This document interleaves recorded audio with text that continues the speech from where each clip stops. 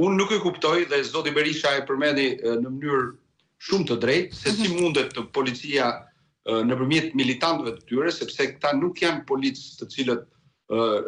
zbatojnë kuadrin ligjor dhe ligjin për policinë e shtetit, për sa kohë që në krye të policisë së shtetit janë njerëz të cilët janë të lidhur me krimin, për sa kohë që policia e shtetit menaxhohet nga njerëz të cilët janë pjesë e organizatave kriminale,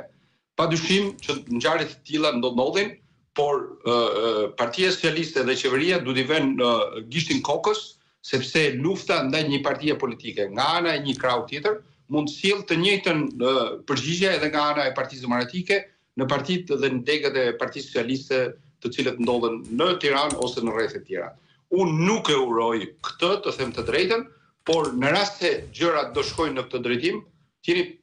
padyshim që militantët dhe pjesa e simpatizantëve të Partisë Demokratike është e pamundur që t'i vesh mbrenda kornizave ligjore në raport me këtë mënyrë sjellje.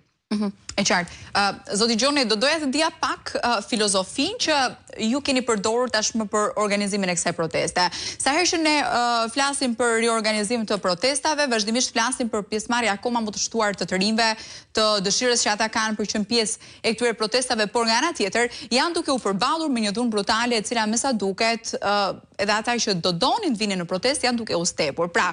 janë duke u përballë me një situatë e cila shpeshherë bëhet e pamundur fizikisht për t'u përballuar. Ne kemi parë skena të tmeshme mbrëmjen e dieshme edhe me deputetët e forcës tuaj politike, por gjithashtu edhe me gazetarët, ka qenë rasti i kolegut Kledi Bolli që ishte i tmeshëm në fakt për tu parë. A keni frikë që do të friksohen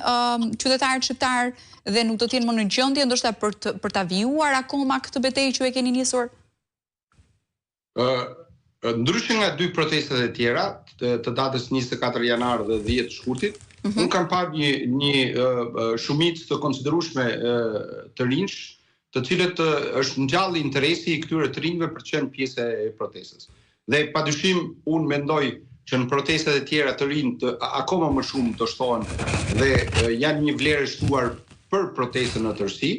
dhe padyshim nga data 24 janar, sepse protestat po vazhdojnë në vazhdimsi dhe besoj edhe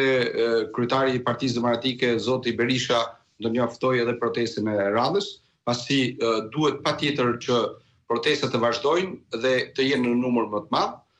Numri të rinjve të cilët pavarësisht se janë arrestuar dhe ne po të shohim statistikat edhe datës 24 edhe datës 10 dhe ditës së djeshme, rezulton që ka një numër të madh minoresh të shoqëruar. Kjo nuk është normale dhe aq më tepër që unë kam pasur rastin që të jem në gjitha protestat bashkë me qytetarët e tjerë dhe është e papranueshme, është kriminale, është jashtë